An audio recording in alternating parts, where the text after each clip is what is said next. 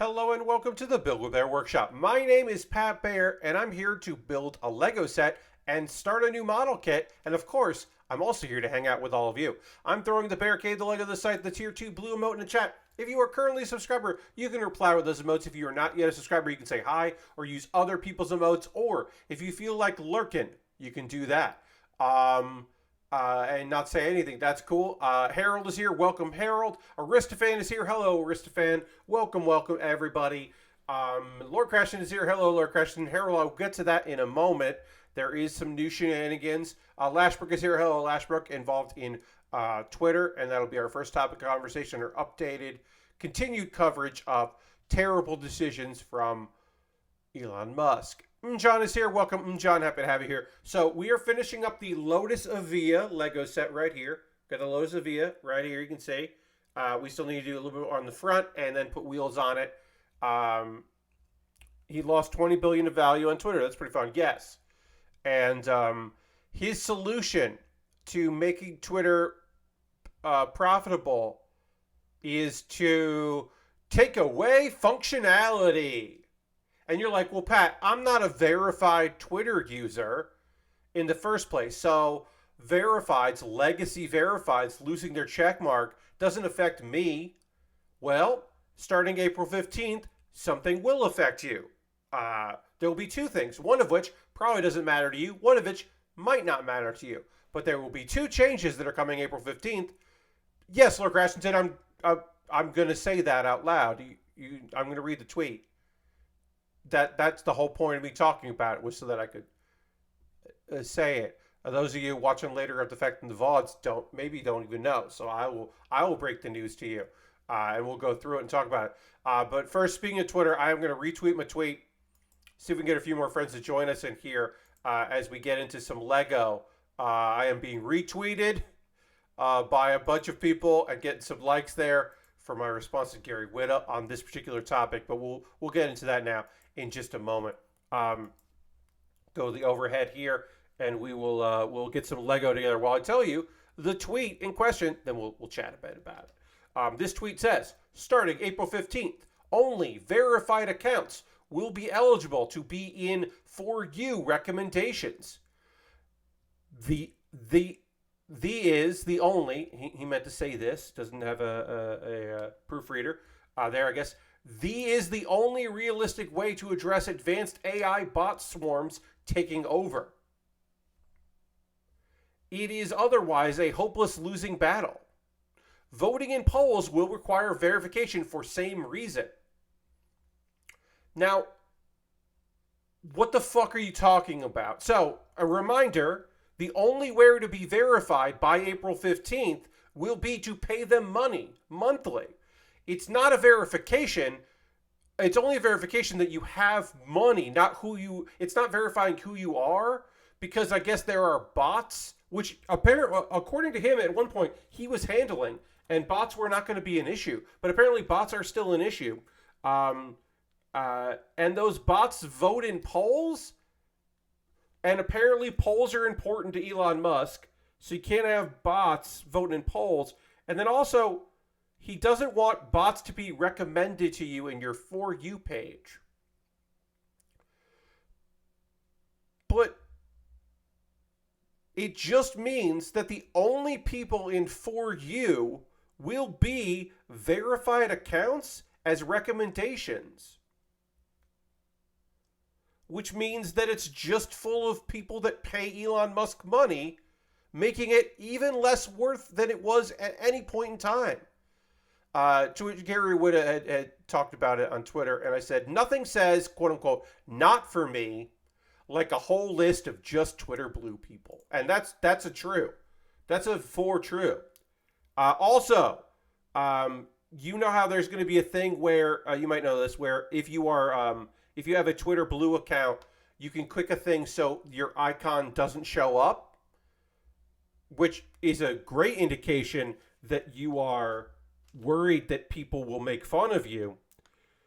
But that means that I wonder if that will toggle you being recommended or not. So will people who paid Elon Musk money, but then also don't want people to know they did that, because they just want to use the features, will they still get recommended? And then people will be like, hey, you're being recommended. That means that you paid money. He needs the money to fight the bots since he can't afford it on his own. I mean, he's not. Also, yeah, if he cared about verification, he would make it so you needed some sort of ID in order to be verified. Like, I didn't have to prove that I'm Pat Baer to be the verified Pat Baer, but also under the current system, I wouldn't have to. I wouldn't have to at all. I would just have to pay him money. They should have to wear a checkmark to use the features. Yeah, I mean, look, that's clearly a thing that someone just said. Hey, I'm sure there's some people that want to use the advanced. That the only reason they want to pay Elon Musk money is to have a better reach, because they have been convinced that that is actually the way to go. That they'll be able to reach more people by having Twitter Blue. But they don't want the backlash of people. They don't want people just replying to their tweets going, you have a check mark though. Like, oh, you pay money for this though. You know, they don't want that part. So they want to hide that. And so they will try to. I don't know if once they're able to be hidden, if it will still show up like the various... I don't imagine you can hide it from search, which means that people will still have plugins so you can see that they have money. My favorite is the one that if you use Twitter Blue, it changes it to $1, like a money bag, like a $ money bag. It's very good. Anyway, this is bad for a number of reasons. Now, do I use polls all that often? Not all that often, but I do use polls. The idea that... Because the real thing is that, like, who the fuck cares if people are cheating on polls? Like, why is that a thing? Why do you have to be verified for polls to work? Who the fuck cares about polls? Except for the whole thing where he was like, should I step down as CEO? And the eyes had it. And so this is like his big gotcha to that. Like, people made accounts. Because, like, you're still going to lose that to people that spend money, because it's a funnier answer to be like, you should also yes, you should step down. Also, there are people like, there are garbage people out there that also hate this version of Twitter, which is hilarious. That there are people who are like, I'm paying money for functionality, but also you're ruining this website. I love that this implies he can't do anything about the bot problem. Yes, he cannot solve the bot problem at all. The solution to the bot problem is to ruin the website. Like, that's how he fixes the bot problem. Is that he... Also, the For You page is bad. It's a bad thing. That's fine. Like, sure, please make For You worse. The thing I don't want to use. Please make that worse. That's great. The thing that I use a plugin to make sure I never have to see on the web. Feel free to ruin that. I don't give a shit. Does it mean that I will be less discoverable for people that do use it? I kind of don't want them to find my shit. You know what I mean? I kind of don't care if they can't. Hey, just another spicy. Happy to have you here. You know, like, if you are using the For You page after these changes, after April 15th, if you're still using For You, I don't need you to know what I'm up to. You know what I mean?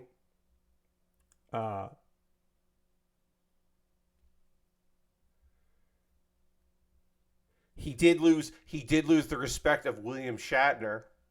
William Shatner not happy about losing his check mark. I think there's going to be there will be some people that will just be like, oh, well, you know, I mean, I'm definitely not paying you money. There was a tweet out there that I liked where someone was saying, like, this isn't a Wikipedia Foundation thing. Like maybe if it was, I would give money, but no, this is a Joker website for jokers. No, I'm not going to help out. What are you talking about? All right, so we are almost done with this. We are just about done here. We got some extra pieces, but we're just about done with this cool car. We'll pop in. Unfortunately, yeah. This does not fold up. The back does, but the front is just in place. So you don't get anything cool like that. So, it's just there. Not as cool as some other cars. And then we got to put wheels on here. So we got to figure out how we want these to look. To look here. We have two options for our wheels of hubcaps here. So we have the 5 and we have the many. I think we're going to go with this one here. We'll do that. Prefer these. I do like to give you options, but I think we'll go with that. So then just have to do that. Pop these on. Then we'll pop the wheels on. And then we will call this vehicle built. Could we have stayed later on Saturday to finish this up? Yes. But I didn't want to stay late on Saturday. I wanted to wrap up on Saturday. Wrapped up a couple, minutes earlier than normal because I had a pressing engagement. I was watching some wrestling with friends, but that I wanted to do. So I did not finish this up. We should not take much time at all in this stream to do. But that is the end. We've got some bonus parts here. But this is our Lotus Evija, which is an electric ultra car. And it's pretty cool. Looks pretty neat. Pretty psyched about that shit. Looking pretty dope.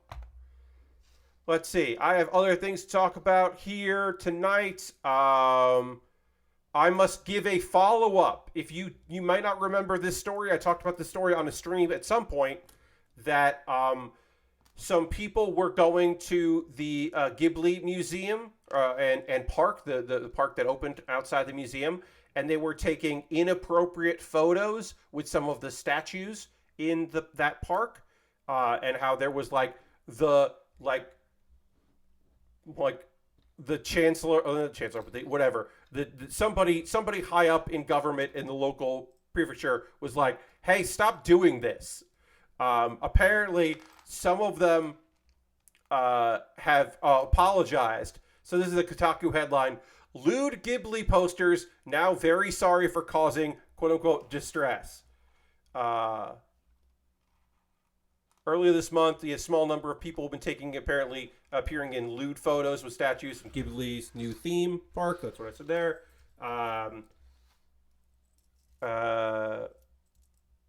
The governor of the prefecture had said, frankly speaking, posting photos like that on social media is very inappropriate.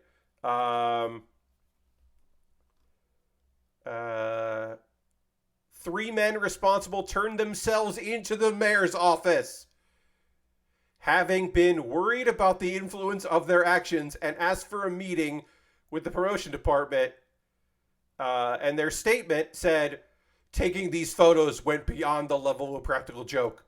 We've caused a lot of distress to everyone. We endeavor not to cause any mischief in the future. My assumption being, somebody recognized one of these dudes and was like, hey, I know what you and your friends are up to. And then somebody must have been like, we gotta fucking try to blow this over. We gotta take responsibility. And apparently the governor said, despite originally pursuing legal action, he is willing to accept their apologies and would like this to mark the end of this matter. So they made a fucking deal.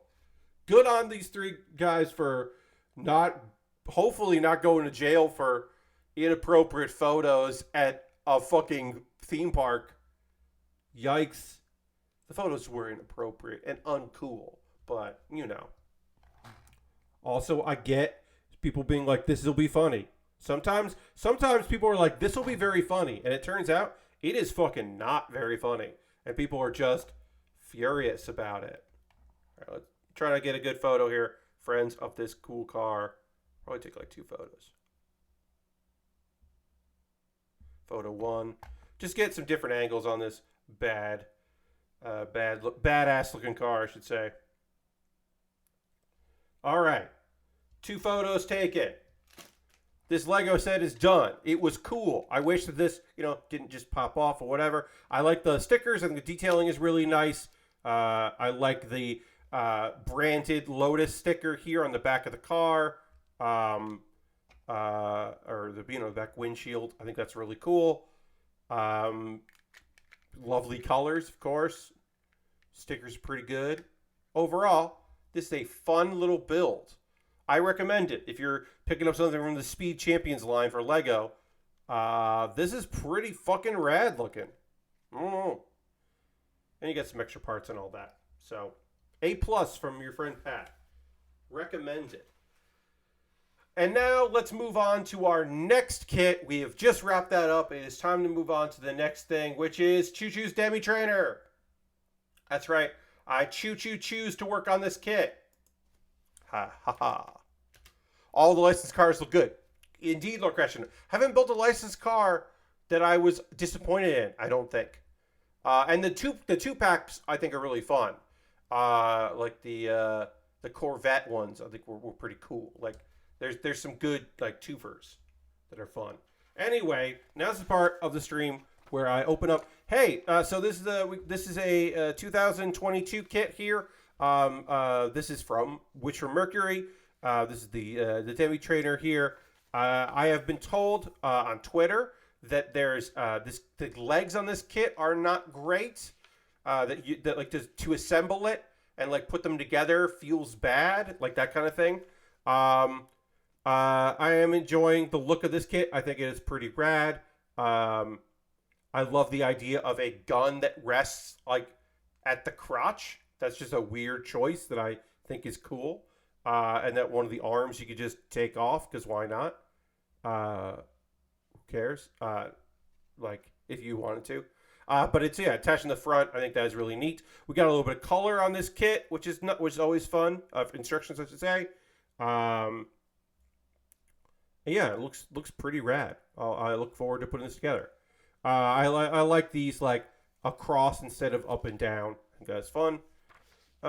Pretty standard chest, head, arms, legs, ways to last to put it all together, backpack, and then big old weapon at the end, and then some good color photos. Always nice when we get some good color photos. Of course, the front there. So yeah, we'll get into it. I love the instructions here. Find parts. Cut out. Let's assemble. Finish. Step 3. Let's assemble. Step 4. It's not step 4. It's just finished. And then not many stickers on this kit. We just have, I believe, a head, a chest, and a weapon sticker, I believe, correct? If I'm correct. I don't remember. But I believe that is true. Only a few stickers. Only 4 sprues. This will be a fairly fast build. Shout out to Chris, who picked up the Lego set we just finished, and who picked up the Demi Trainer. Very kind of you. Thank you for picking up something for me to build on stream. Very, very nice. Let's see. Anime news. I think we got to get into some anime news here. Anime Japan 2023 happened, and there were a bunch of announcements and continuations.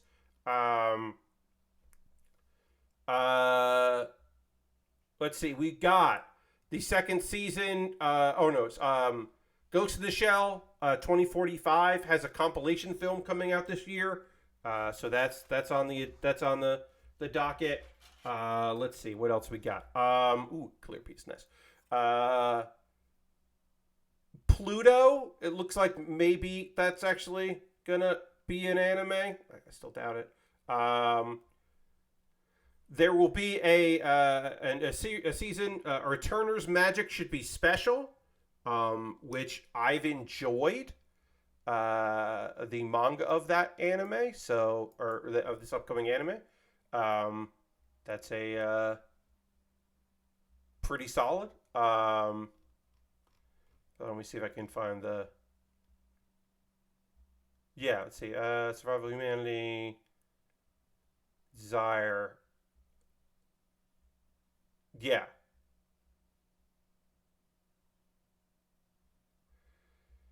It's basically just like this dude. It is a. It is.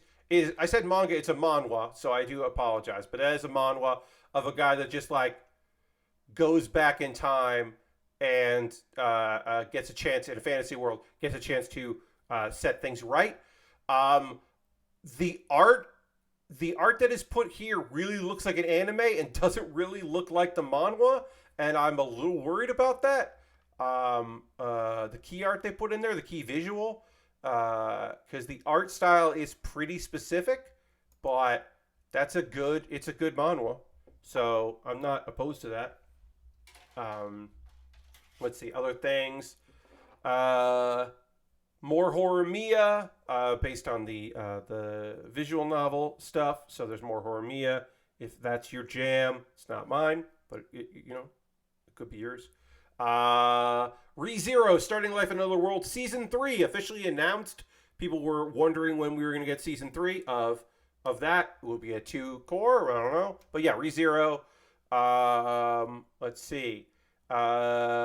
Demon Lord 2099, which is a cyberpunk light novel that I don't know anything about, but has a good name. Demon Lord 2099. That's a good name. My Hero Academia season 7. Of course, there's going to be there. To Be a Hero X. I don't remember what that is. I'll look that up. Trigun Stampede Final Phase was announced. Spy Family Season 2 will premiere in October. Season 2 in July of Jobless Reincarnation. They're already going to do a Season 2 of High Card, which did not look good to me. And there's a Season 2 and a movie of Blue Lock coming, which is fun. Sure. What is To Be a Hero X? Oh, that's okay. This is a Chinese series that I don't know anything about, and it will be Aniplex and Billy will be collaborating, which is interesting because Billy just puts up anime they don't have licenses for a lot of the time, so that's interesting. Trigun Stampede, yeah, Final Phase. No announcement of when that's going to be. But yeah. And then we got like a bunch of different stuff that they're just looking at. But those were the big announcements of like stuff that people hadn't heard about that are coming. Working on the head here. Sometimes we do the chest on these kits first. This time we're doing the head, which is fine by me. I think I'm going to use black on this green, and I will use gray on this off-white. I believe that is the color choices that I'm going with on this particular one here. Yeah, we got ChuChu's Kaisen and the season 2 trailer, which is kind of like showing us Gojo's school life. So we're getting some Gojo stuff. I'm way behind on that manga, so like, I don't know. If I don't get back into the manga, the anime will clearly get me past there. Have a good night, Harold. Thanks for stopping in. Hope you have a good one. Misfit of Demon King Academy Season 2 is coming back in July. Of course, they had some issues there and had to shut down. I don't know if I'll pick it back up when it comes back out in July. Because also, when it comes back in July, it'll probably restart, which means we won't see new episodes for a while. Because that's usually what they do when they restart a series, is because anime airs on television in Japan, they don't just pick up where they left off, they restart. But if a show is restarted, it doesn't get promotion outside of Japan because they already spent their money promoting it. So like it basically like just comes to die, and like might come back and you didn't even know, and you're a fan, unless you had it in your watch list and suddenly it says there's a new episode. October 23rd, we get A Girl and Her Guard Dog, which I've heard good things about. Try to see if there's any other. Uh, if there's any other standouts. Sailor Moon Cosmos anime films. We're getting more trailers to that. In July, we're getting Dark Gathering and new trailer for I Got a Cheat Skill in Another World. Girl or Guard Dog, I'm like, I don't know. It's like a romance drama about like Protector and all that, and it's the art does not look striking to me. I'm a little like, I don't know about that one. Dark Gathering looks fun and silly, and it is the studio that brought you Odd Taxi, so should be pretty good. So like, yeah, I'll watch that. Probably check it out. And I Got a Cheat Skill in Another World is and it's just one of my anticipated shows for this year. I really like the manga of it. It is about a dude who is just kind of like really in a bad way. Has just always been kind of beaten down in life, but is still a good person. His grandfather leaves him a house, and in that house he finds a gateway to a fantasy world. And as he improves in that world and levels up, his life changes dramatically in Japan, in his regular world. And it's kind of like the parallels between those. And it is very like cute and fun. There's some action, but it's mostly just like it's very wish fulfillment-y. There's a cute wolf in it, or a cute dog wolf in it too. So there's things to enjoy in there. But it's mostly just like a good dude doing good stuff, trying to make things happen. So it's enjoyable. So that is the full title is I Got a Cheat Skill in Another World and Became Unrivaled in the Real World, and that is starting up this coming season. That is one of my anticipated shows. I am going to panel line the top of this before I put this on, because I'm going to put a piece in here that's going to make lifting this up harder. So right now I'm going to panel line what I can here, because like I said, once I add a piece, it will make it more difficult. So why not just get in there with this black marker. Take care of these signs here if I can.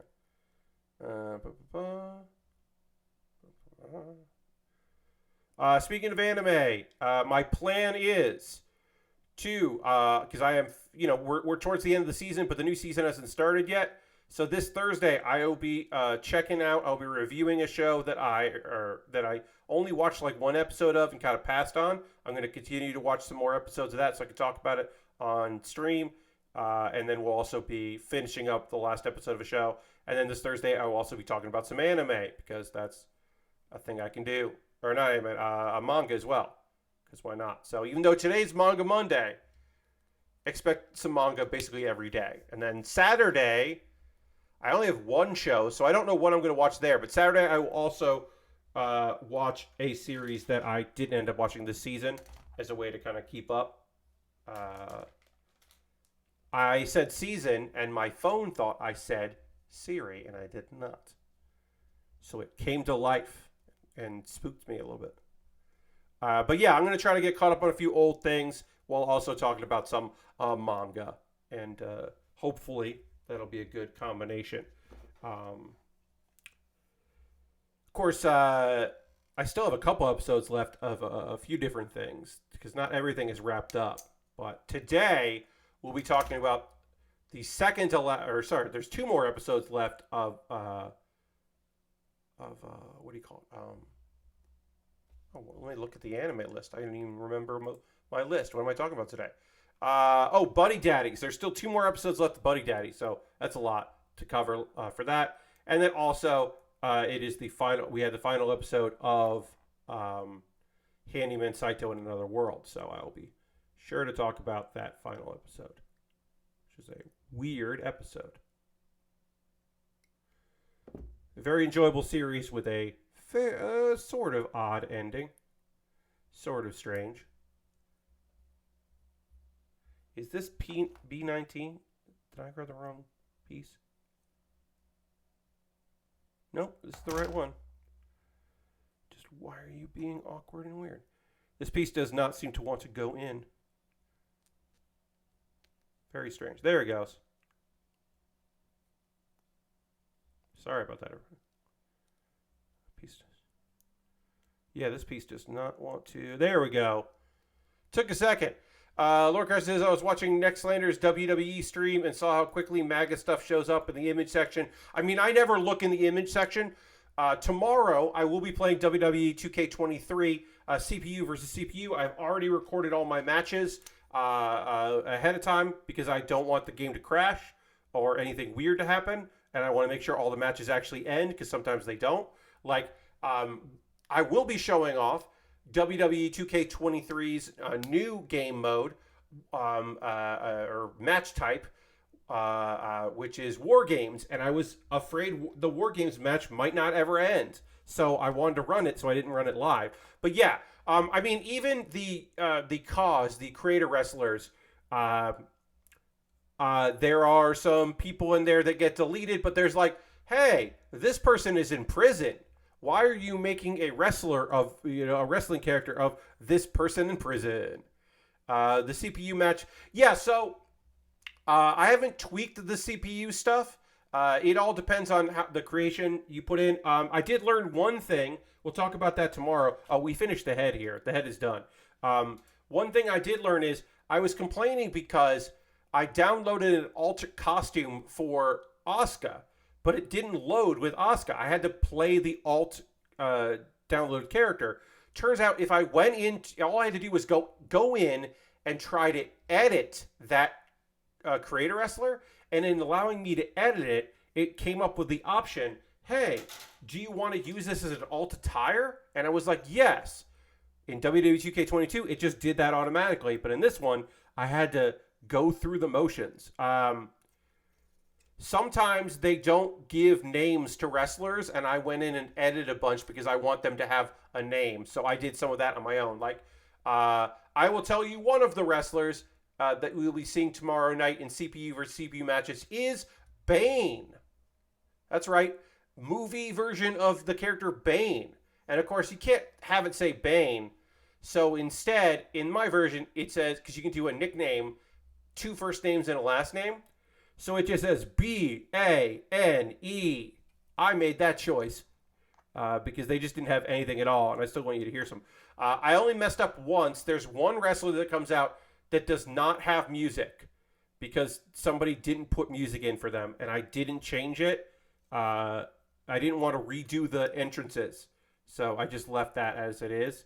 But I also went through, and now as I download new people, I will go in, make sure they have an entrance, and also make sure they have music. There's one other big change I made, and I won't say who it is, but I did make a change to, I created a tag team. I've never done this before. I took 2 creator wrestlers and put them together as a tag team and gave them a tag team entrance so they come out at the same time instead of coming out individually. And also, they have a tag team finisher move that I chose that I thought was appropriate. So I've never done that before. It was not hard. I just hadn't done it. So that was fun to do. But yeah, all those are recorded and put together and should be fun. But I don't, to your point, Lord Crashins, I don't mess around with images that often or that kind of thing. I usually just go in and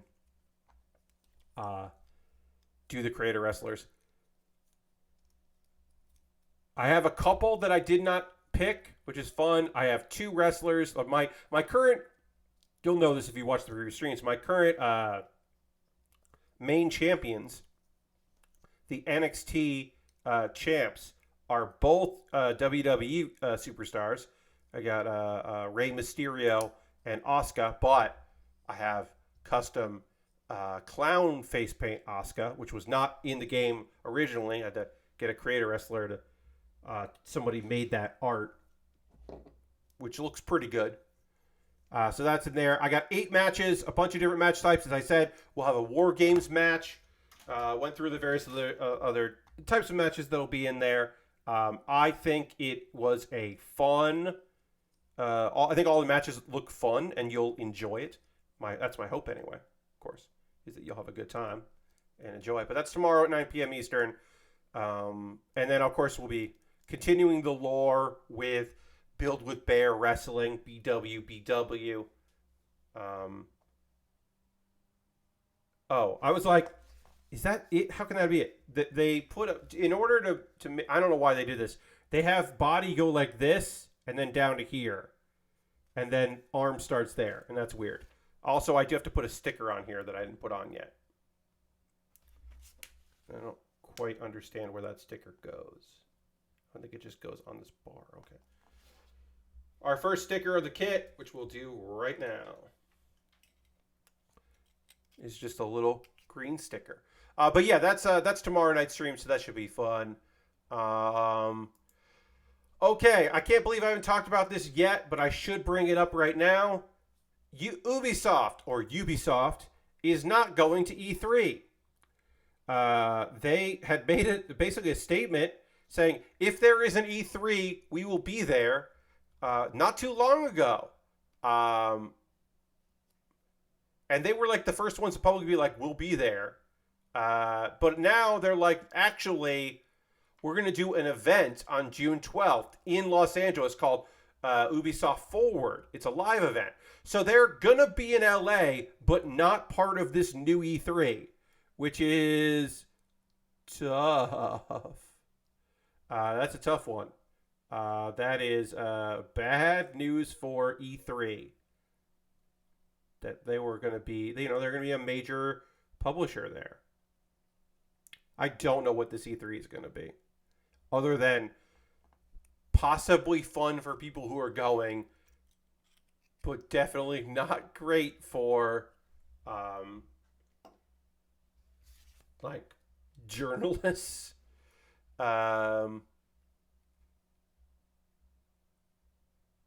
We've made the subsequent decision to move in a different direction. We'll be holding Ubisoft Forward event in Los Angeles. That's the day before E3, basically. They're going to do an event the day before. Because or the E3 is like 2 days of just business, and then more days of like fan interaction. So basically, E3 starts on the 13th, and they're like, we're doing an event ahead of time. Xbox is going to have something around there. I'm going to refresh this page to see if there has been an update. Did we get a... No. Oh, no, there is an update here. Okay. Let's see. Is there an update? No. Okay. As of right now, we still do not have a comment from ReedPop. Wow. That's rough. That's rough. Sucks for them. I mean, like, I don't know what to expect about E3. I'm not planning it on it being, like, incredible or anything like that. There'll be live streams, and I'll probably watch some live streams of it. Most likely, I will watch Jeff watch live streams, and I will be moderating chat. That is most likely how I will be helping out on those events. But that is probably it as far as my involvement in E3. Like, I'll be telling you about stuff that I liked, you know. I think that's probably like going to be the extent of it, is that I'll be watching some stuff and be like, oh yeah, hey, here's everything that happened. Here's my highlights for this thing. I think that's probably going to be it. How does this snap it? Snap something like that. But yeah, I don't have like remarkably high hopes for E3 or whatever. The idea of bringing ReedPop in is a smart one, I think. I think that is certainly a good idea. But beyond that, I don't know. Outside of like, it might. I guess I would say it might be too little, too late. Is probably how I would categorize this. Like, Yeah, good idea, but like, maybe you should have given it more time to plan it out, get more assurances of people that are coming. Don't just think, oh well, if we have Reed come in, then a lot of people will want to do it, because that does not seem to be the fucking case. That a lot of people are like now gung ho. Seems rough. I feel for my friends who are working on that show, trying to make it something, because they are fighting uphill on this one. Woof, woofa woofa, oofa doofa. Let's see. Hey,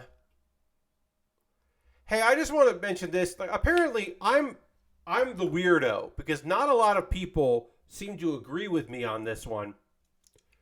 WWE has a program where they're bringing in some athletes into NXT, right? They're bringing athletes in for their developmental. Like, sometimes they pull in indie people, but they also like to pull people out of other sports, college sports, and stuff like that, and train them in the WWE style. And I think that's reasonable thing to do. And lately, there has been kind of a joke of like, when you go to NXT, they give you a really silly name, and then maybe they will adjust that name when you get to the main roster, which has always been odd. Like Raquel Rodriguez was Raquel Gonzalez. Like, not a big change, but that's a change. Why did they change it? Who knows? Didn't seem that big of a deal. There's a college football player, former college football player, I should say, who has just made his first wrestling debut for NXT, not on the TV show, but they do a loop called the Coconut Loop, where they're just going around to some Florida places to give people experience. And his real fucking name, this is not a WWE created name, this is not a bad NXT name. His real goddamn name is Tiller Bucktrot. That's Tiller, Tiller, Bucktrot, Bucktrot.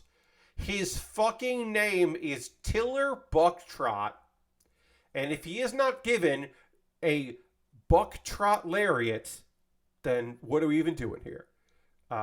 Which is a play on the buckshot lariat. Yes, goes foul. His name is Tiller Bucktrot, and that sounds like a bad name.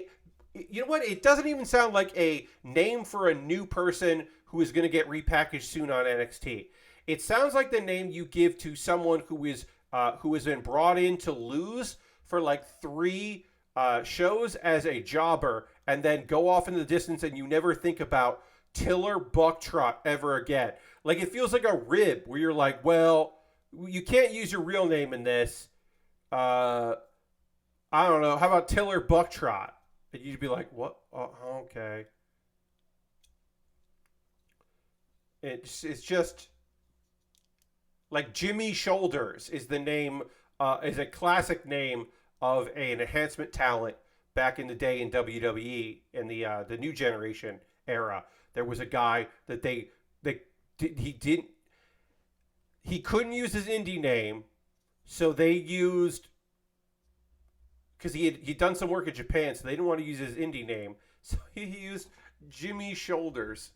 There's a college basketball player right now that's named Leaky Black. Okay, yeah, but Tiller Bucktrot sounds like a fake name in a Key and Peele football sketch, like the All-Star game thing where they go through all the names. That sounds like something from there. And it just hit me silly, and I couldn't stop thinking about it. And I was just like, this is good. People are gonna lose their minds when they hear about this dude's name. And I got a few people being like, huh, but most people were just like, I don't know, Pat. That's just his name. Was he good in the match? And I'm like, who the fuck cares if he was good in the match? His name is Tiller Bucktrot. He should be Killer Bucktrot, if anything. LA Knight. LA Knight has promised he will be in WrestleMania. Who knows?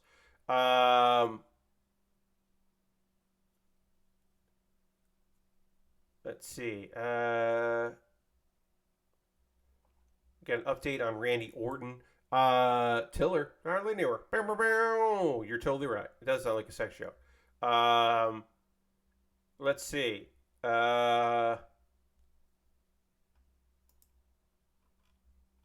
As much as I didn't like how it worked out, the fact that Ronda Rousey is unhappy with her booking in WWE makes me happy. I'm glad she's unhappy. I do not want her to have a good time or to be enjoying herself. I want Ronda Rousey to be unhappy. So even though I'm bummed about Liv Morgan and her storyline, the fact that Ronda also didn't like it makes me like that storyline better. Which is petty. I know. She should. I feel like she is going to win that showcase match. My real fucking fear is that Ronda is going to win the tag and is going to win the tag match the first night because there's a 4-way tag showcase match. And then they're going to like come out the second night of WrestleMania and be like, we want those tag belts. And then they're going to like beat Becky and Lita for the tag belts. And I don't want that. Like, that's my fear, is that Ronda Rousey's going to win the tag championships off a beaten up Lita and Becky who had just fought the previous night. Or like, they won the 6 women match, and then Ronda comes out and is just like demands a match right there, or some shit to get the belts off of them so that Lita doesn't have the fucking tag belts anymore because it's weird that she does. Because she's a retired wrestler. Trish cost them. Whatever. I don't know. I had somebody telling me today there's no way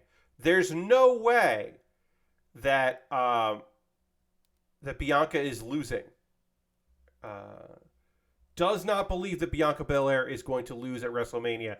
And I was like, oh, you mean the person who's... Like, I understand. Bianca Belair is incredible. I love Bianca Belair. But she won at the previous WrestleMania.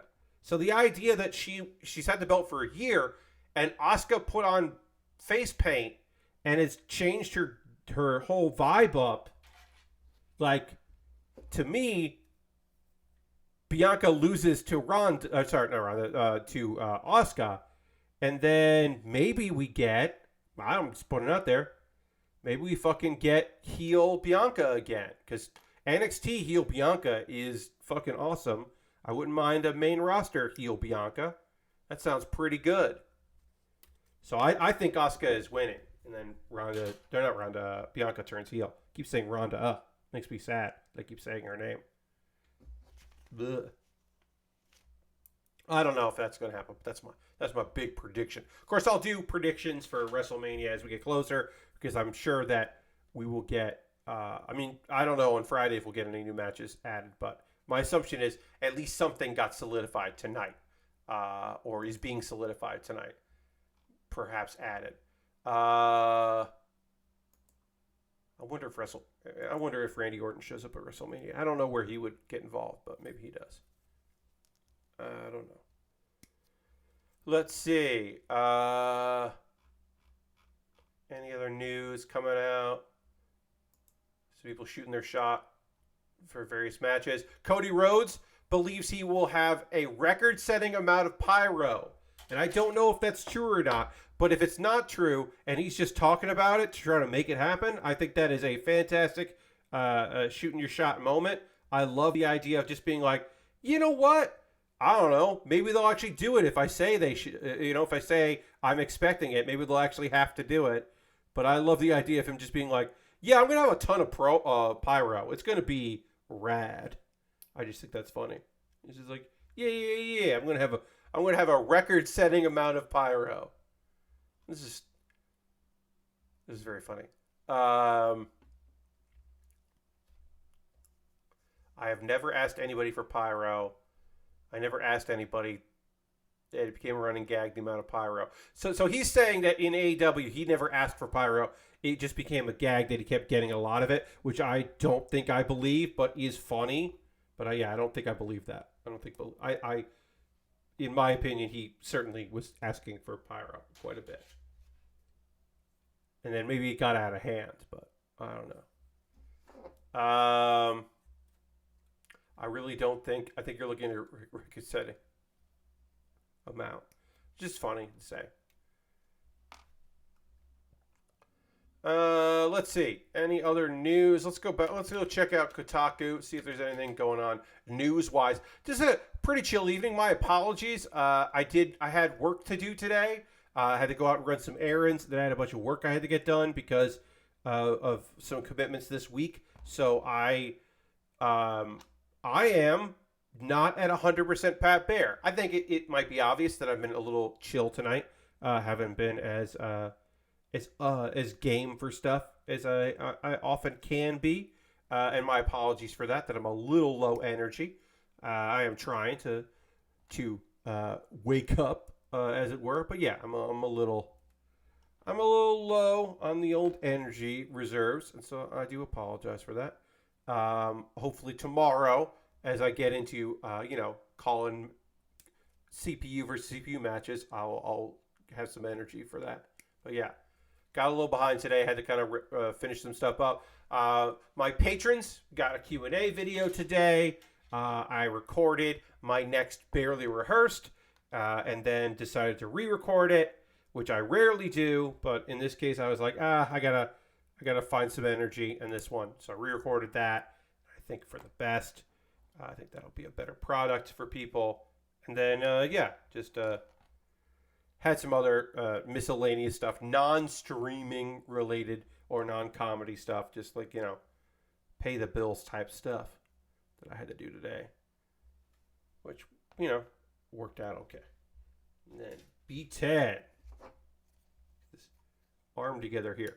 Yeah, I think we might finish this kit on Thursday. I don't know. Like, it's possible we'll still go until Saturday, but this kit is not taking too long to put together.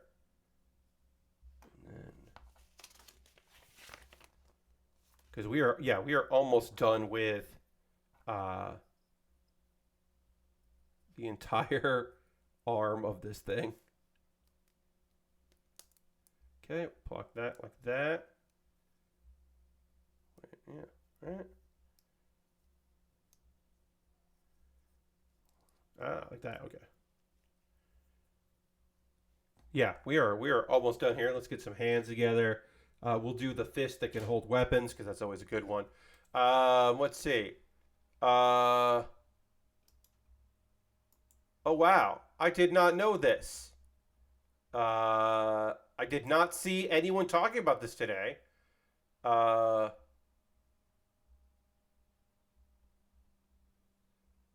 Wow. The multiverses is shutting down. It has still been in open beta, and they're like, it'll be back in 2024.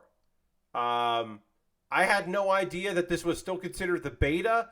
I just thought it had gone to 2.0. I was unaware that the game was still in considered beta format, and then I also did not see anyone talking about this on Twitter today.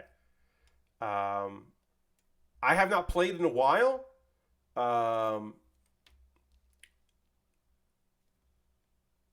Apparently people have kind of like not been playing it, and apparently numbers have dropped. I did not see that because I was one of those people that stopped playing it. But apparently it is going, and because it is leaving the beta period, but not canceled, apparently not offering refunds. Lord Crasher says it should be illegal to call a game a beta if you can spend $100 for currency in it. Yes, I agree. Like I said, I did not know that it was considering itself to be in beta because it felt like a done game full of things you could spend money on. So the idea that it was like, oh yeah, no, it's still happening. Like, it's still a going concern. Feels bad. I think that's the word I was looking for. That feels really fucking rotten. Rotten and not good. Fucking yikes. Thanks for support open beta. The feedback. Open beta will close June 25th as we prepare to launch in early 2024. Also, That's a fucking at least 6 months of just nothing for that game. How do they expect people to want to? Why would they expect anyone to want to come back to that after 6 fucking months of at least? And when I say 6 months, that's at least 6 months because it could be any. It could be a year. I feel like that's. I feel like this is their way to not give refunds. Is like, well, when we never come back, no one will notice. But if we say we're shutting it down, when they doubled the time to unlock stuff because people ran out of things the first week is when I was done with that game. I played a lot longer than that, Lord Crashington. I played definitely a ton more than that. But yeah, I'm actually surprised I didn't see more about this on my feed. I was around on Twitter today, but not as much as I am on some days. So I guess I assume I just missed it. But yeah, that's fucked. And that's also just so long to wait. Weird. That's a weird choice. It's wild to do a relaunch of the game after people spent so much time and money. I mean, it won't even be a relaunch. It'll just be like 1.0. Hey, remember this game you played last year and the end of 2022? Like, it's coming back, y'all. Please remember the game again. That, fuck, man. I don't know. That's fucked. I had not seen that.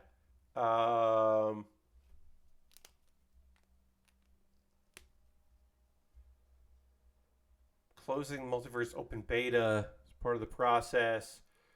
Pausing updates and taking the game offline. So, like, it's not even like, hey, we're not going to do anything to this game for 6 months. It's, or the online version of the game. It's like, no, you can't play it. Beta's closed, my dudes. Peace. Multiverses will be completely delisted from digital stores on April 4th, and premium currency will be removed from the game during the extended shutdown, which makes sense. So I would say get fucked. Yeah, why is it fucking at least 6 months? And they're like, oh, we'll be back early in 2024. That just seems like bullshit. I didn't put any money into that game. And I would hope that people, not a lot of people did. I mean, obviously some people did, but fucking yikes. I'm sorry I don't have anything clever to add to that. I just think it fucking sucks. Okay. Hey, here's my big hot take on that. The other thing I just realized right now is Dave Lang is Jeff's guest on the podcast tomorrow. So, like, Jeff will bring it up, but it's probably hard to, like, for him to really get too much into obviously, Rumbleverse and that were different, but it's kind of interesting that the day before Jeff talks to Dave Lang as a podcast guest, is this announcement. So that's awkward. Real weird. Let's see. Is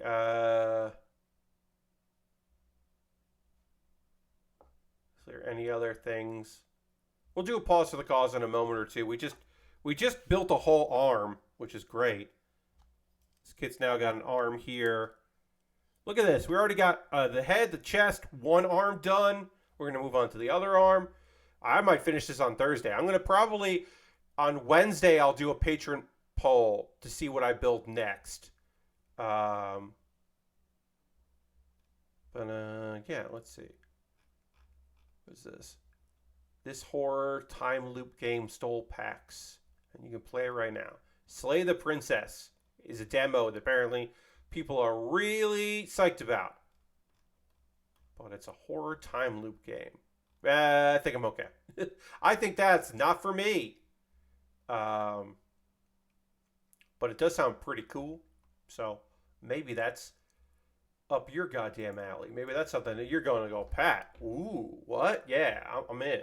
But for me, I think I'm good. Let's see here.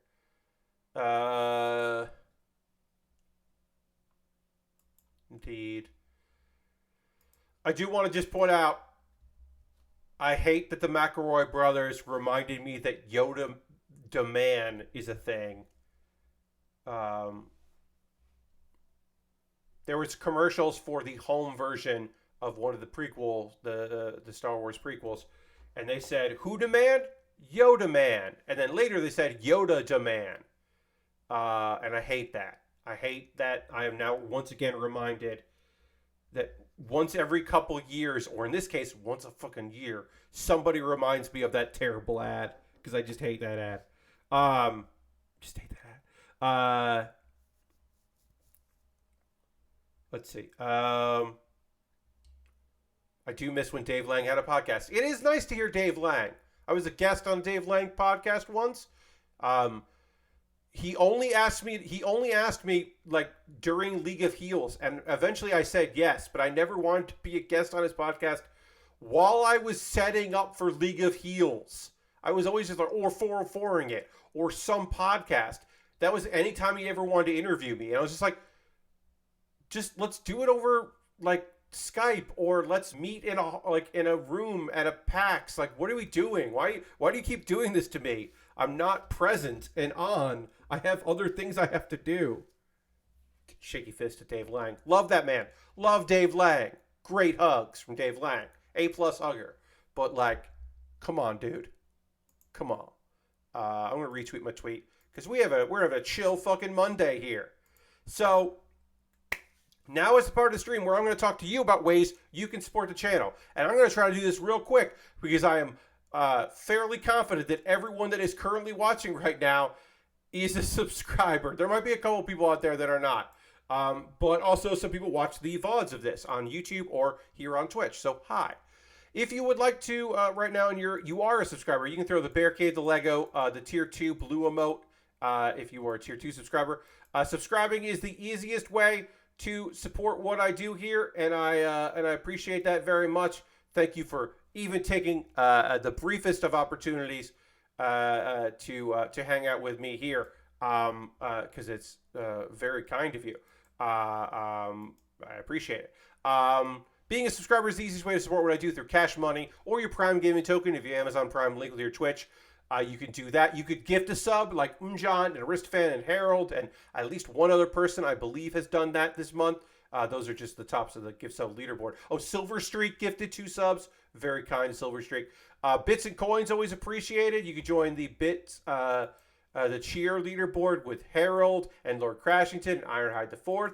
If you want to do that, those are ways to support me via the Twitch platform. You get cool emotes. You don't see ads. You're already in Twitch right now watching me. It's nice. I have an alternative to that. I have a Patreon at patreon.com/PatBaer. There is a $1, a $3, a $5, and a $10 tier. There are different rewards for the different tiers. Consider joining me over on Patreon. I just put out a Q&A video. It is my only exclusive content that I make. Is every month patron supporters get a Q&A that nobody else sees. Just my Patreon. So check that out. And then different rewards. As I said, there'll be a poll for my $10 patrons later in the week, and yada, yada, yada. It's good. It's good. It's good. Let's see. YouTube.com/PatBaer. Subscribing to my YouTube channel is free and would be nice if you would like to join over there. Now, there is a membership, and for $2 a month, you get my Wednesday videos a day early. So tomorrow you'd be able to see that, and you wouldn't have to wait till Wednesday. So there's a little bit there. And then there's also, those are monthly ways to support me, but also you can do direct donations through my Ko-fi or my PayPal or my Stream Elements, and everything I make through direct donations, like I just mentioned, through YouTube, through Twitch, through Patreon, all goes into a fund, and I buy model kits with that money. The next kit I'll be building after what I'm currently working on will most likely come out of my backlog. It is how I am able to pre-order kits. Like, so in July, sometime in July, or maybe by August probably, I will receive the Death Scythe Hell High Grade. That is a premium Bandai kit. I cannot wait to purchase that or to build that kit. I was able to pre-order that because of your generosity. So I appreciate you very much. Now, the kit I'm working on right now and the Lego set that I finished, ChuChu's Demi Trainer.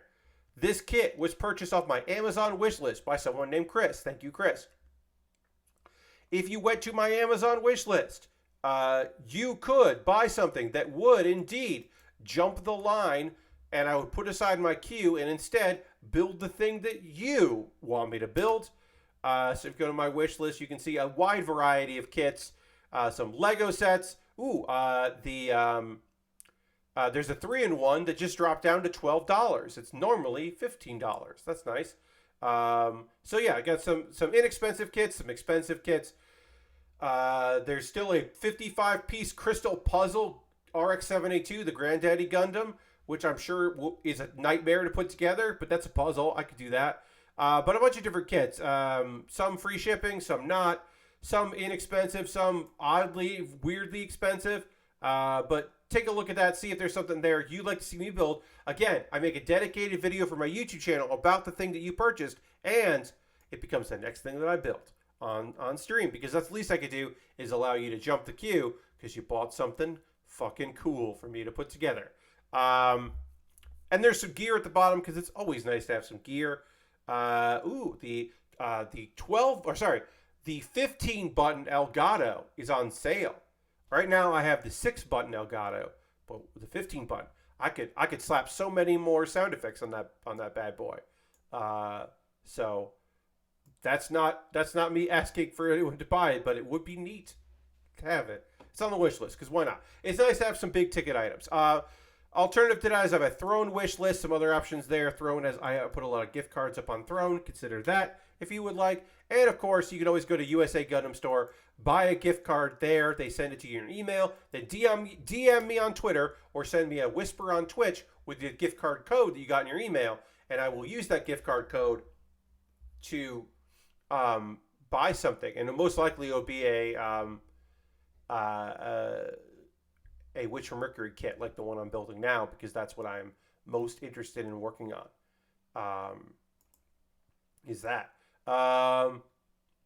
Let's see. Other things that I should say here. If you want to support me for free and you haven't already, join my Discord. It's full of lovely, kind people. Love to have you in that Discord. Be nice. Jump in on there. I put up a new episode of Pat Baer's Anime Club. You may have watched me record it live literally a week ago, or 6 days ago. I recorded this on stream. This is my winter wrap-up / spring preview. It's a big, long episode. Just have it on in the background while you're doing other things. But please watch it. But it's me talking about all of the shows that I watched and reasons why I didn't watch certain shows in the winter anime season, and then me previewing the upcoming spring season. Right now, only a couple shows that I talk about, like, oh, this is going to be good. I hope that I know when this is airing or who's picking it up. We have gotten some answers to some of those questions. So I'm not ready to start putting together my, big list of everything I'm going to be watching, but I'm close to getting there.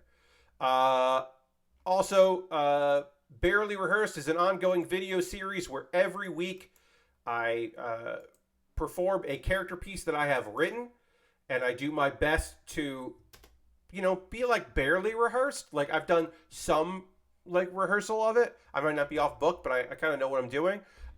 This one which I recorded last Wednesday, or published last Wednesday, the premise is simple.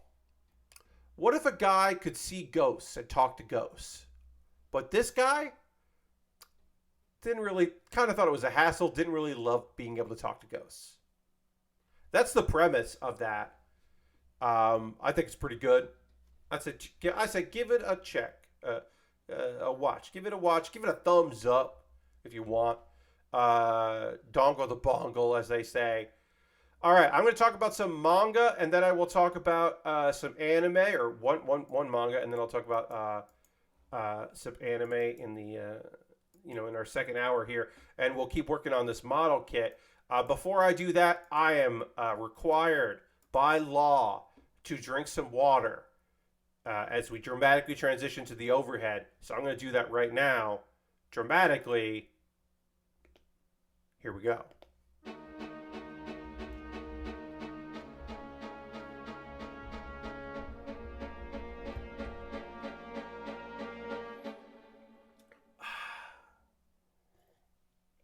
Need a little bit more there.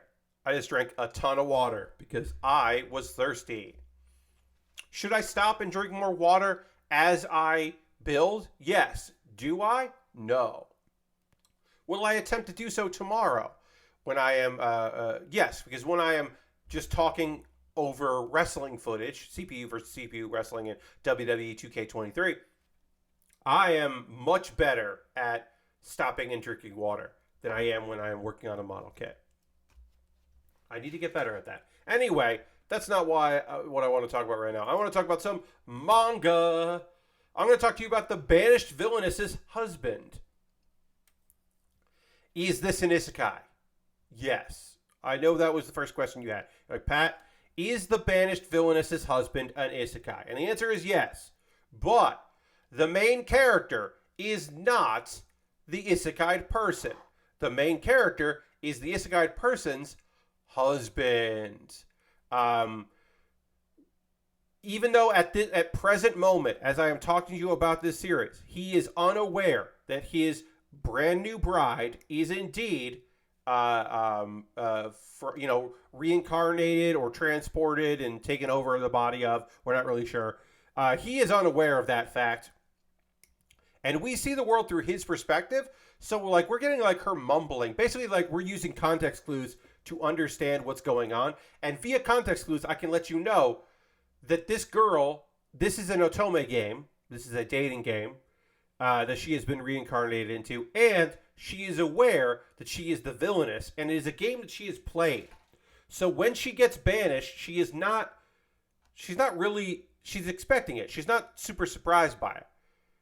What she is surprised about is how she, as the person, changed reality a little bit, or the reality of it, by getting the interest of our main dude, who she never really interacted with because he's a mob character.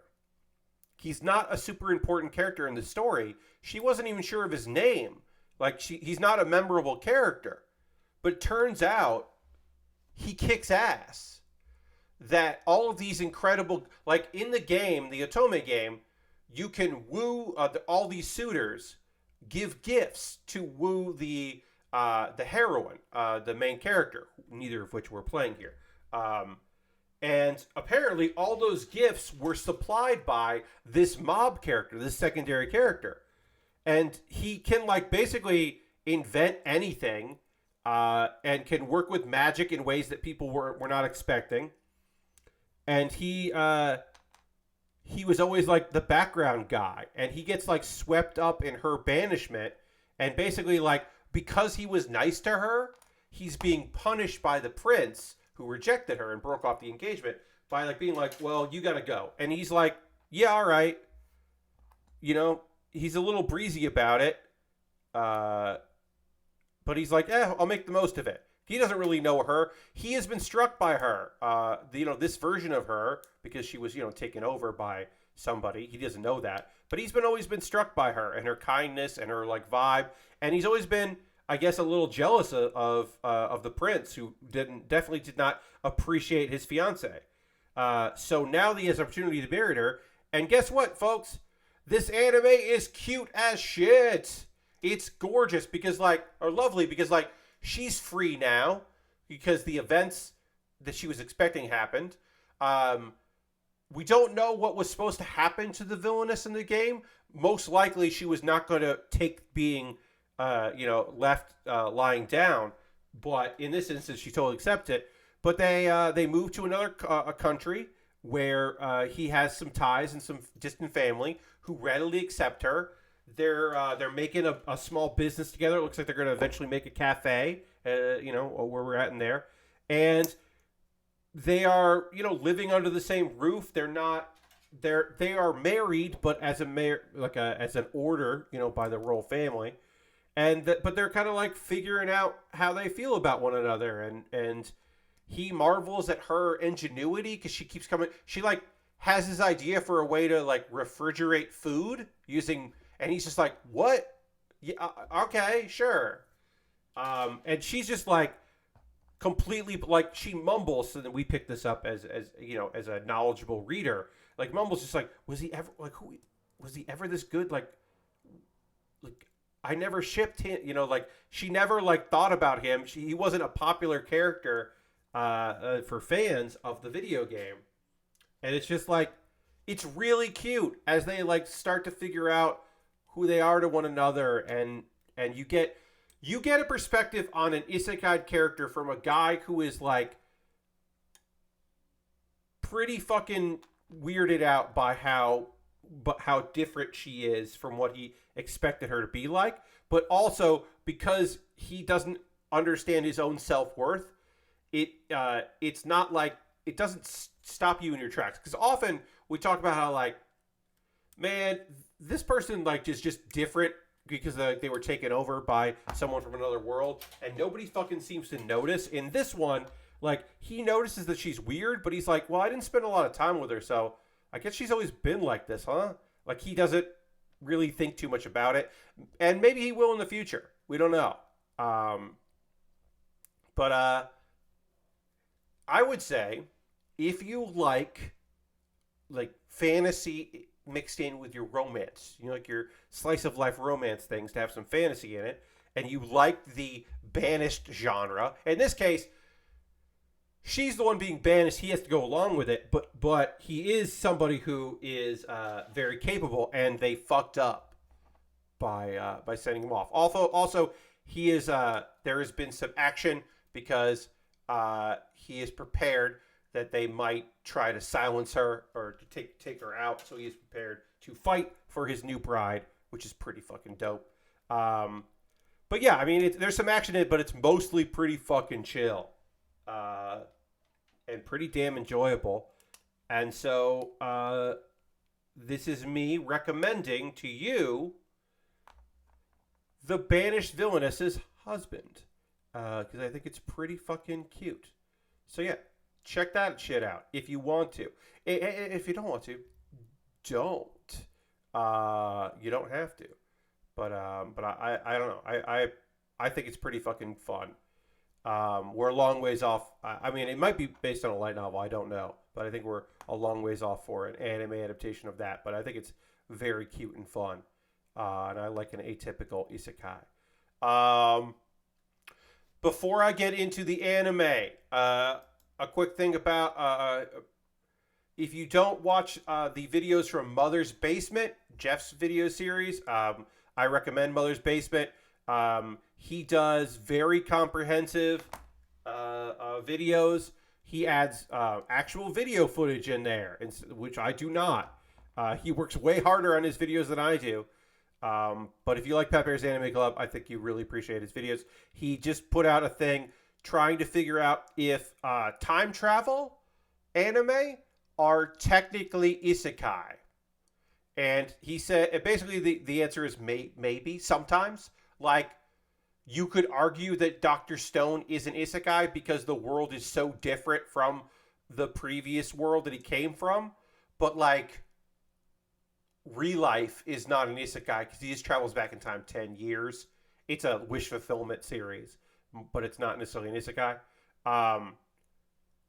Because there are some shows that are set up like isekais, and then you find out, actually, this was Earth the whole time. It's just Earth in the future or Earth in the past. But it's so different from the world they were in before that it should probably count as an isekai. That would make Futurama an isekai. So, last one. Yeah, the world is so different. I think a lot of times people are like, well, post-apocalypse should probably, like, if it's that far in the future, like, maybe. But yeah, you could argue that Futurama is so different from the world that Fry is from that it makes it, that makes it an isekai. And by his definition, I would say that, like, I Quit Heroing, which we discovered as we were watching, is supposed to be a fantasy like Banished show, but technically it is an isekai because he is from a slight Earth future with technology, and then he just continues to live so long that the world changes around him, and you could argue that that is an isekai. Also, I do want to say, reminder that I always say my definition of isekai is a little broader than some people's, and by some people I mean the mangaka for Iruma-kun, who thinks that Iruma-kun is not a welcome to Demon School. Iruma-kun is not an isekai because he does not consider hell or the demon dimension to be a different world, to which I say it is.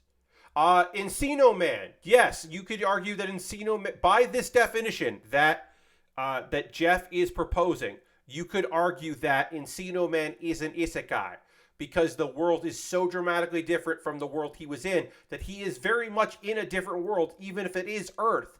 It's so different that Encino Man is in an isekai. I think that is totally a reasonable assumption to make, or totally reasonable to look at that and go, yeah, that's an isekai for him.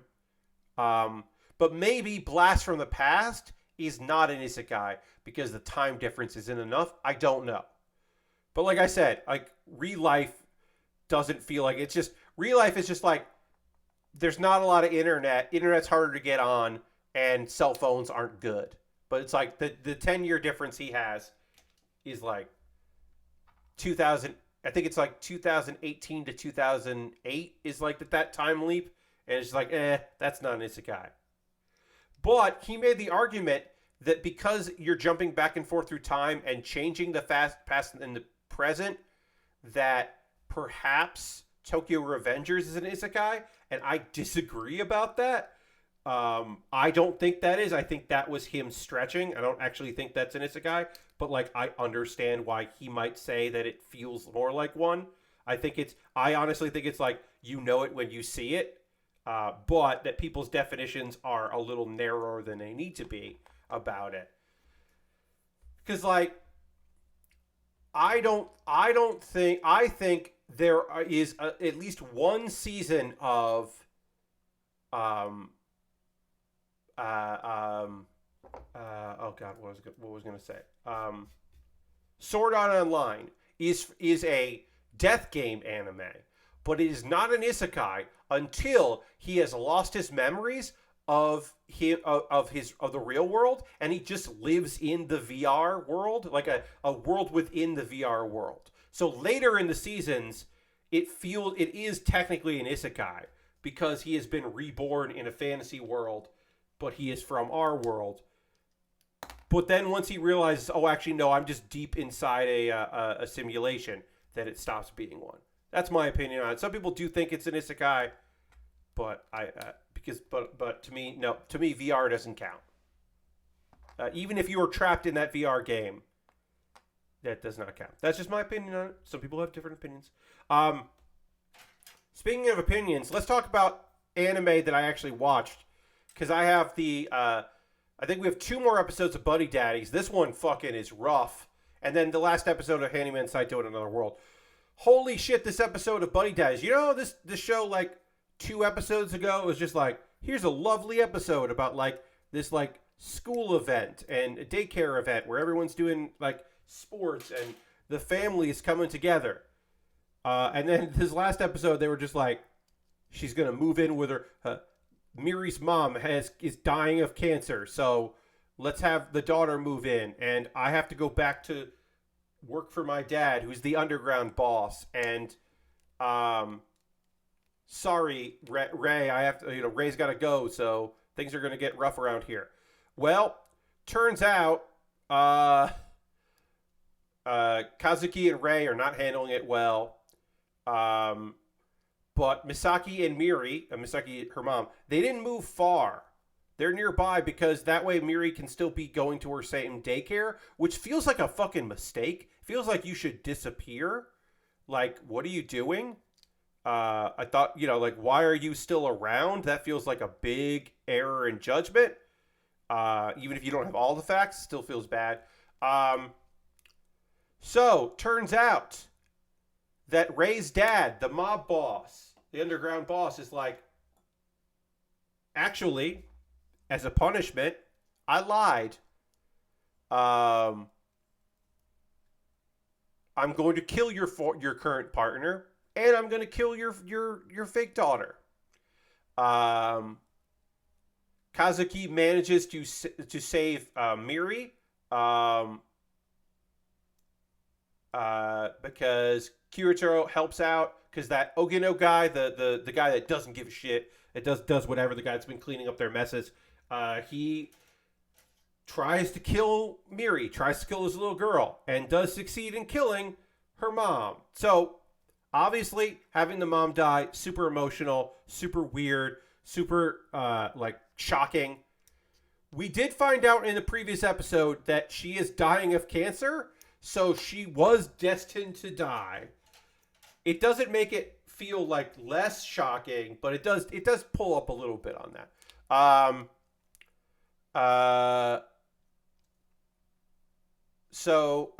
And Miri doesn't know what happened to her mom. Kazuki and the handler take Miri with them. Ray meets up with them at a safe house that they are pretty sure that the father doesn't know about.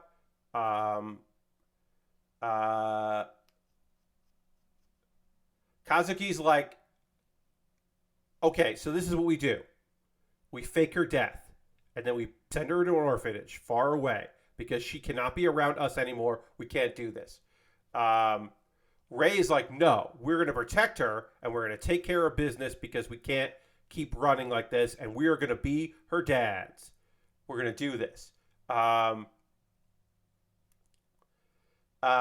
Which is very funny.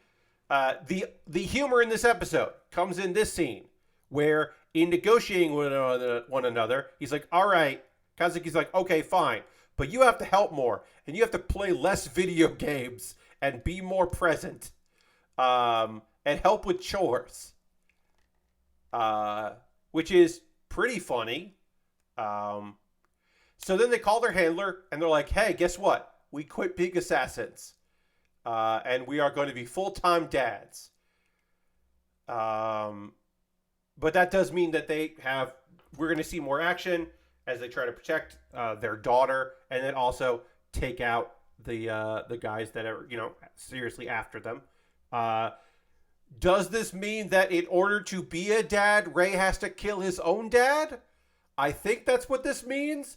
I think the moral of this anime is sometimes you have to kill your dad in order to be a dad. And I don't think I don't know. I don't know, folks. Maybe they won't. Maybe he won't kill his own father. Or we'll find out this guy isn't Ray's dad anyway. This whole time he's been lying about being his dad.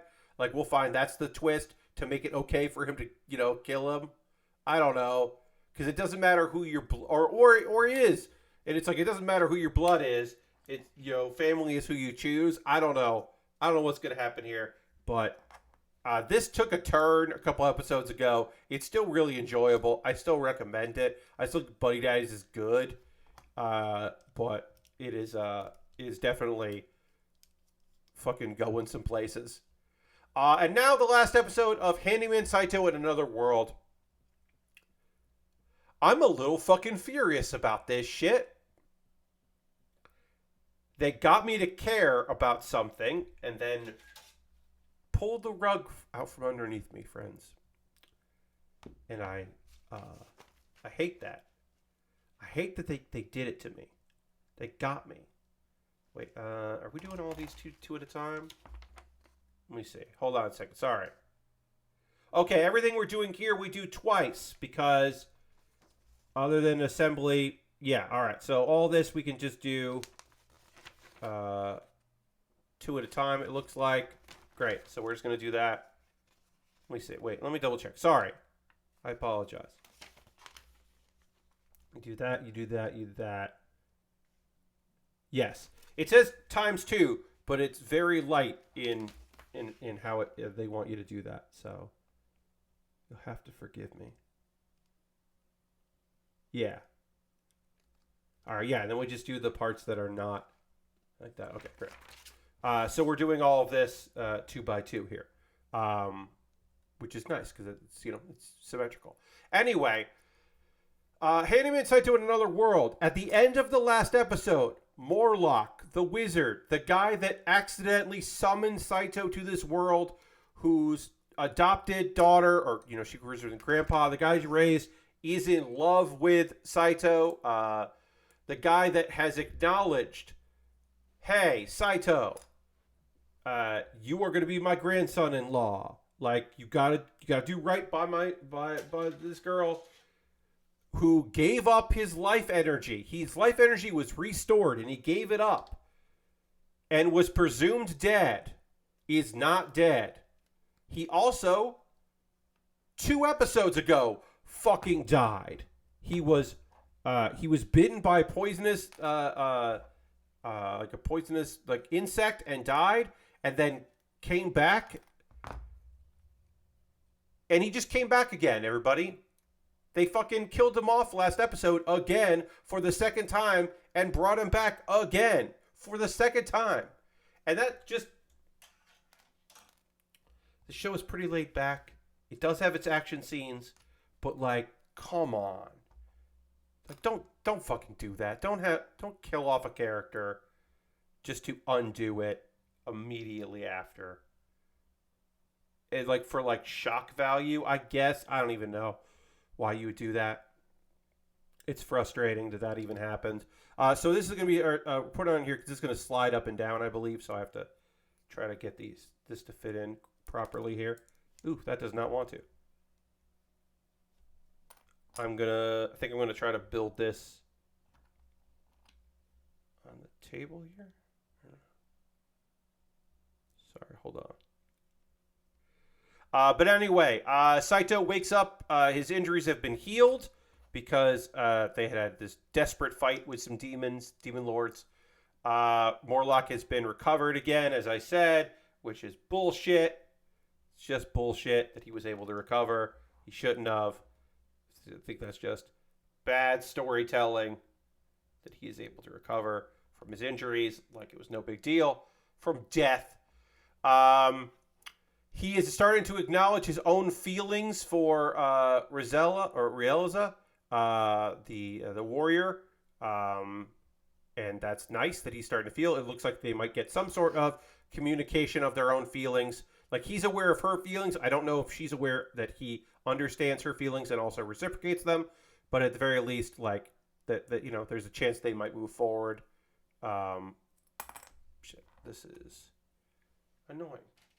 I did not set this right, so I have to do this again. Yeah, this did not get set properly, so forgive me while I try to pop this apart and then set this up again. Let's see, other things that happened this episode. This is, again, this series has its big dramatic moments, and then it has a bunch of slow, small little scenes. It is a collection of stories, but everything kind of returns to normal except Lafa, the fairy. He finds a container. Oh, hey, we just got raided. Welcome, Bad Gunpla. Welcome, Raiders. Hi, everybody. For those that don't know me, my name is Pat Baer. I have participated in the Plastic Model Weekender in the past 2 years of that. And I know Jason from that. I am a model kit builder. I do Lego. We did a little Lego today. We worked on the Evija right here. Finished this cool electric ultra car. And now we're working on the a ChuChu's Demi trainer from Witch from Mercury. We'll go back to that screen right now. Welcome. Happy to have everybody here. Appreciate y'all hanging out. I did this wrong again, so I have to fix what I did wrong, which is always fun. We started this I don't know, a little after 9 o'clock. This kit is snapping together pretty quickly. This is the first issue I have had with it, which is just that it's just trying to get this slider to actually slide properly is being kind of a pain in the ass. So I'm going to try to pop these parts these two pieces apart and try to get this together. I was talking about the anime Handyman Saitou in Another World, which just had its last episode yesterday. I really enjoyed the series overall. I think that trying to be dramatic and then pulling back from the drama and just being like, haha, actually, no, we're not dramatic, is kind of a cop-out, and I was frustrated by that cop-out. But for the most part, I did enjoy it. I did like that the episode ended with just basically almost every minor character in the entire series. Just about. I think like the witch and the ninja were not there, but every other fucking character in the entire series showed up, and everyone was just like, hey, they all had different jobs they wanted Saitou to do, and to which he was like kind of overwhelmed, but he is starting to understand. Like a big issue for that dude was, you know, he just felt like a cog in the machine, and he never felt like actually needed. But now over here, he's in high demand for his services. Yes, we got to see a bunch of characters interact at the end, and it was fun. And people are appreciating his skills as a handyman. And there's even like a little bit of talk of like, you could open up a store. And you know, people saying like, oh, we'll be employees and help you out. And it was cute. It was fun. Overall, it's a beautiful looking show. I think the animation style is lovely. There's a little bit of CG monsters, but not too much of it. And I kind of like can't feel bad. I mean, like I can't fault the show for that because I understand the way budgets are. Like, you know, there's still shows that use CG animation for monsters that look okay. They don't look terrible, and they don't rely on it. They throw it in every now and again, and I don't feel too bad about it because I get it. Like, there's some machinery, like there's a water wheel in Farming Life in Another World that was always CGI, and it stands out, but whatever. It's not that bad. Anyway, those are the two shows that I watched finishing up. Again, there's more Buddy Daddies. It started late in the season, and also Buddy Daddies had a week off. They did like they just threw up a like here's the get you caught up at episode 8.5 kind of a thing. So now they're really in the mix, falling all cylinders. Also, that show has 13 episodes, so it'll be a little while. We'll have more Buddy Daddies to talk about, but we won't have any more Handyman Saitou in Another World because I don't think that's going to get a second season. I mean, maybe it will. It could. There is more manga, but I don't actually expect that. Now is the part of the stream where I want to hear from you out there. What are you watching? What are you playing? You got any video games going on? Did you play any of the Diablo 4 beta? I did. I enjoyed that very much. I would like to play more of it. I don't want to get like too deep into it because there's not, it feels like more Diablo 3, and I loved Diablo 3, so I think like I might be up for more Diablo. It got me going. I was happy to check it out. I watched some wrestling over the weekend, some Tokyo Joshi Pro Wrestling. There were a couple moments in there that were outstanding that I want to shout out. Hyper Misao is a wrestler whose gimmick is that she is a neighborhood hero. She doesn't have any powers or anything, but she is like kind of like a Kamen Rider or like Mugen in One Punch Man, that kind of thing. Like a neighborhood, she rides a bike to the ring and stuff. She's going to be in LA next week, along with most of, but not all of, the Tokyo Joshi Pro wrestlers. So she, before the match started, she asked Neko, she's a cat girl. She asked the wrestler Neko, hey, will you become a hero? Will you be the hero of Tokyo Joshi Pro Wrestling while I'm gone? And then Neko agreed, and the crowd applauded. Like, they know, because that's how Misao is. Misao eventually is going to, like, cheat. And also, this is just a dumb thing that's happening. This is not part of the match. This is just like... But the crowd was just like, hell yeah, Neko's going to be a hero. Neko said yes. And the crowd, like, really got into it, and I love that. I love how on board the Tokyo Joshi Pro Wrestling audience is. So then later during the match, Neko was presented with a cape, a Misao's cape, and then she was choked with Misao's cape multiple times. And then after the match, she was indeed presented with the cape again. So canonically, temporary or otherwise, Neko is a hero in Tokyo Joshi Pro Wrestling. And that is lovely to know, and silly and goofy in all the best ways. I'm so happy about that because it's such a silly choice for that to happen. That was one of the best moments in the show. I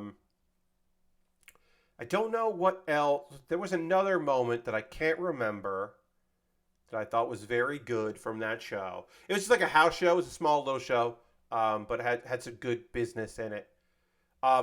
They did put two wrestlers who were incredibly young. Not only are they new, this was like their third match ever in front of an audience, but also they are both under the age of 18. They put these girls in a match up against Yuka Sakazaki, who is one of the hardest hitting wrestlers in the company. And it was just like, that's brutal. That's just fucking rude. You were like, oh, that's trial by fire. We'll see if they quit or not. Because fuck, you're going to take a bunch of abuse. It's just rough. Oh, the other thing that was very fun, there was a moment in the match, in one of the matches last night. Himari, who is she's like a beatnik, like a peace girl, like a hippie, I should say, not a beatnik. She's like a hippie. That's what I meant. She's like a hippie. But she tagged with Palm, who is a force of nature and a little goblin. And Himari was locked in a figure four.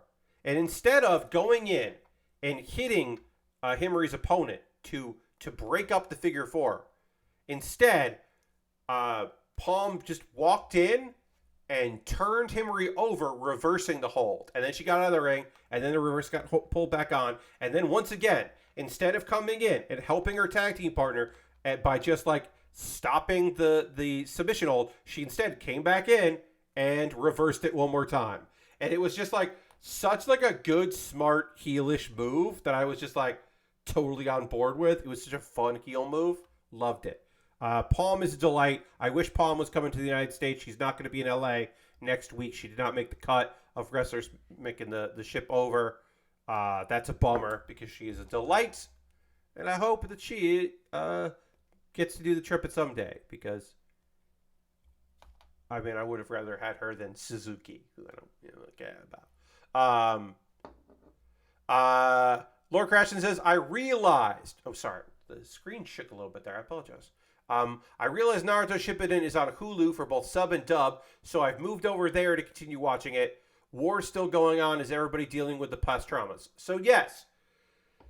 Because of licensing deals, occasionally shows are Hulu exclusives, but that's very rare. But often, if it's on Funimation, it is also on Hulu. Not always, but often. I used to watch stuff on Hulu instead of having a Funimation thing because you still got TV, you got other things to be on Hulu when you did that. But then some stuff started being Funimation only, and I was like, forget that. And now I don't have a Funimation account. I have Crunchyroll and High Dive. But yeah, there are still things that you have to kind of... you can still watch that on Hulu if you want to watch the dub and sub there. You could do that. Yeah, right now I have Crunchyroll and High Dive. Those are my subscriptions. And, of course, Wrestle Universe. I did get a 7-week trial for Fight Plus. And Fight Plus will allow me to watch a lot of wrestling this week from a bunch of different promotions as part of WrestleMania week. Not affiliated with WWE, but outside of it. I do have to pay for Tokyo Joshi Pro Wrestling. I am not thrilled about having to pay $20 because I pay for Wrestle Universe. But this premium event they're doing is going to be on Fight. But it is a separate price from the Fight Plus, which, again, I'm getting a 7-day trial for. So it will not cost me any money. But It's like, all right, that's fine. I'm like totally okay with that. I'm willing to spend $20 to see a lot of wrestlers I really like. That's totally reasonable for me. Yeah, if anybody else is watching anything or playing anything, I'd love to hear it as we kind of wind down from the stream. If you came in on the raid, hit the follow button if you haven't already so you know when I go live next. We are going to wrap up fairly soon in a little bit. We are going to raid, though, just like we got raided by Bad Gunpla, by Jason. We will also pay it forward and go on a raid. I'm going to panel line this here for the rest of our time together. We always end with a raid, and John says, indeed. We will do that in a little bit. I'm going to get a little bit of ink done here. But yeah, if anybody's watching anything, playing anything, let me know. That's always fun. Lord Crashing wants me to hit the dance button, which I will. If you use your channel points, you can have me hit the dance button and music plays. And here we go. Yeah. Yes, Lord Crashing, we only have a couple more days left of this tune before we get a new one, because I change the song every month. Could I have the songs go longer? Yes. Will I? No. We change it up every month. That's just a silly thing to have, because I have buttons for sound effects here on my Stream Deck, and why not have that be a thing that I can have music play out of it, because it's easy to set up, and all the music is just easily available in the Elgato like widget store. So I just grab those, have those going. Just why not? Lastberg says, I started watching the G-Witch dub, and apparently I've been saying ghoul wrong the entire time. Yeah, I don't know. I still say ghoul. Yeah, I don't know if the dub says it differently. I've only watched a moment of the prequel, the episode 0 dub, to learn how to say Elfret correctly, which apparently I was not saying it right. But whatever. I say things wrong all the time. That's fine by me. I'm pretty okay with that. In addition to dying repeatedly in RE4, Resident Evil 4, the Resident Evil 4 remake that Aristoteles play, I've been playing a bit of Storyteller, which is a fun game to play in 10-minute chunks. So we streamed Storyteller, the demo of Storyteller at some point. We streamed that, and I know the full release is out now, and I'm definitely interested in Storyteller because I remember really liking that demo. I don't remember when that was, but I do know we streamed it, and I did enjoy it. So the like tile placement storytelling, like story creation game. It's like tile placement to puzzle solve a storybook, and with like a limited tool set and a limited like vocabulary, which was still very interesting. I had a good time with that game. I'm glad you're playing it, Aristotle. It does seem neat. All right, I'm going to clean this up, and then we're going to call things here. We're going to go raid somebody else doing some cool stuff on a Monday in just a moment. We'll move on there. And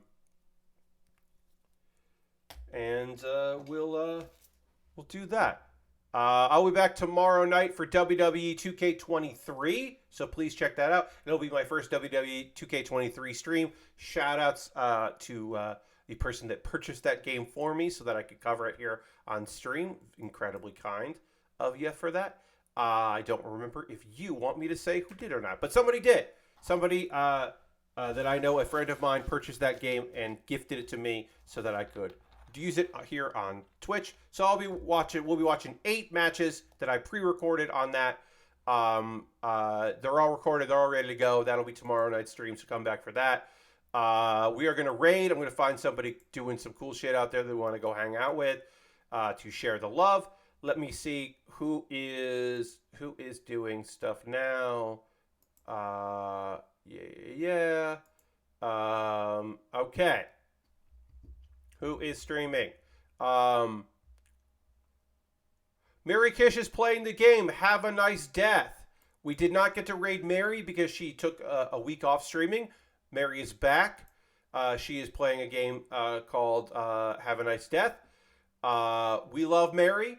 And we're going to be supportive and cool of Mary, who is a dear friend of mine. And we're going to be fucking rad as hell in her chat, as always. And we are going to not write anything. We're not going to ask Mary any questions that are not about the game or about her dog, her lovely dog. But we're not going to ask her work-related questions because we are respectful. And also, I'm sure her mods will just fucking time you out if you start acting the fool. But I don't expect anyone here to act the fool. Mary is a Twitch employee, and we're not going to talk to her about Twitch. We're going to talk to her about the game she's playing. Have a great night, everybody. Come along on this raid. Reminder, tomorrow, 9 p.m. Eastern. Be back here as I play WWE, or as I watch and do live commentary for pre-recorded CPU versus CPU matches in WWE 2K23. It'll be fucking fun, and you'll have a good time. Thanks, everybody, for being here. I hope you have a good one. I'll see you in the next one. I will see you soon. Goodbye, everybody. Goodbye, goodbye, goodbye. Goodbye, goodbye, goodbye.